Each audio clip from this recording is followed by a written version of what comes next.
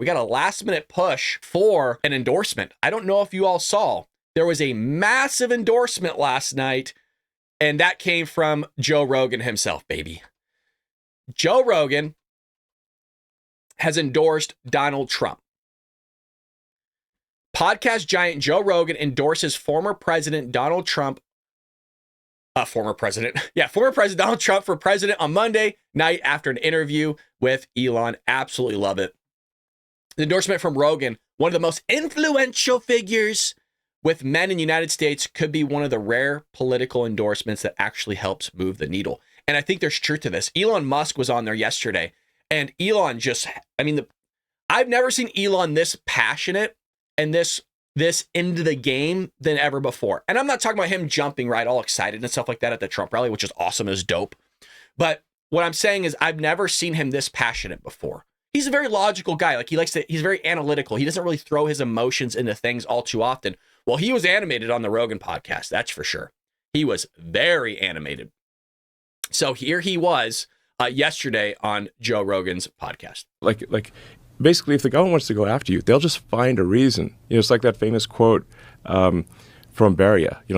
Like Stalin's like chief torturer, the head of Stalin's secret police, and he's like chief torturer, truly evil human being, like this guy Beria. His one of his famous quotes was, "Show me the man, and I'll show you the crime." Right. They decide that you're the target, and then they figure out the crime afterwards. That's the issue. They decided SpaceX was the target. They just figured out the crime afterwards. Which is so crazy because that's exactly what they're saying Trump is going to do if he gets into office. They're doing all the things that they accuse Trump of doing. Yeah. Openly.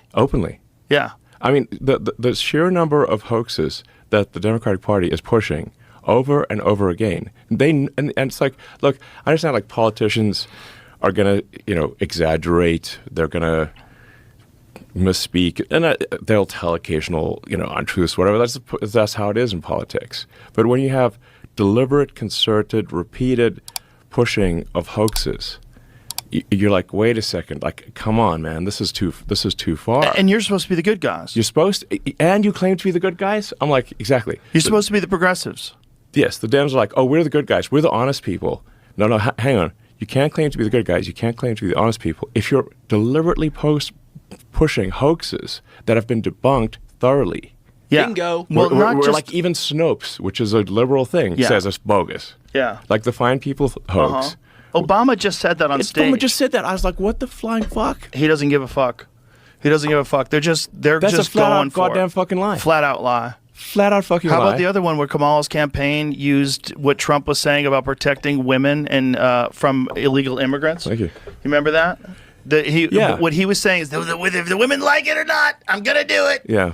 When he was saying that, they were trying to say that he was taking away women's right to choose whether women like it or not. Like, that's not what he was saying. Absolutely. He was literally talking about protecting them from dangerous people that are sneaking in through the border. Yes, exactly. They'll take like not even a full sentence, like a half a sentence from Trump, and then they'll push it on every ad, every speaking event, every media. And it gets repeated on the news. Yes. This is what's crazy. They'll talk about it on these news shows, news shows. Yeah, exactly. I mean, a recent one that came up, which had a lot of people, because a lot of people reached out to me, was like, they're like, oh, Trump says he wants to execute Liz Cheney. I'm like, that is utter bullshit. It's not what he said at all. It's not what he said at all. All he said was like, what he's saying is that, look, if Liz Cheney actually had to fight at the front lines, she'd think twice about going to war. Exactly. It's easy to go to war. It's easy to be a warmonger if you don't have to, risk dying at the front lines. It's exactly what we said in real time when we posted that video on Sunday. The media lied about it. We shared the whole 2-3 minute montage of the media saying Trump wants to execute Liz Cheney and all this crazy stuff. Elon is 100% correct here. And I think everybody has been fed up, even to the point, if you're just tuning in, Joe Rogan has endorsed Donald Trump. Rogan's not exactly a huge Trump fan, folks, but he endorsed him. Basically it's fucked up if people are having like fancy dinners in Washington, D.C., while people are being slaughtered in trenches. It's like, you're not feeling the pain. Exactly. You're not taking the risk. It's someone else dying. Exactly. That's cruel and lacking in empathy. And all Trump was saying was that it's like Liz Cheney would be much less of a warmonger, because she's a huge warmonger, just like her dad, if she actually had to go to the front lines and fight herself. And meanwhile, they're saying that he's saying she should be shot. Yes, which is a total lie.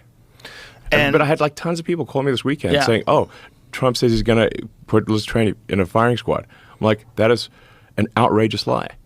And the legacy media ran with that lie, big time. Yeah, it's crazy. It's just wild to see. And if it wasn't for Twitter or X now, I don't think we would know about all this stuff. I think it would be very difficult for you. I think YouTube throttled. They did something weird. They won't say what they did, but they did something weird with the Trump interview that I did. Yeah, where you couldn't find it. It doesn't make sense. It made no sense. I mean, it was like the biggest interview on earth. Yeah, and you can't find it. Yeah. Not only that, it wasn't trending. Bullshit. It wasn't. It wasn't trending or nothing. Remember, though, you guys, we did a whole video showing the chat that we had. We have a live chat with YouTube on how they're shadow banning our channel. Folks, I want to give a shout. Really, I want to give a shout out to Rumble right now. Nothing against the fellow patriots over at YouTube. We have 66,000 subscribers on YouTube, 71 people watching. We have 1,500 subscribers. Over at Rumble, we have almost 1,800 people watching. Rumble takes care of us.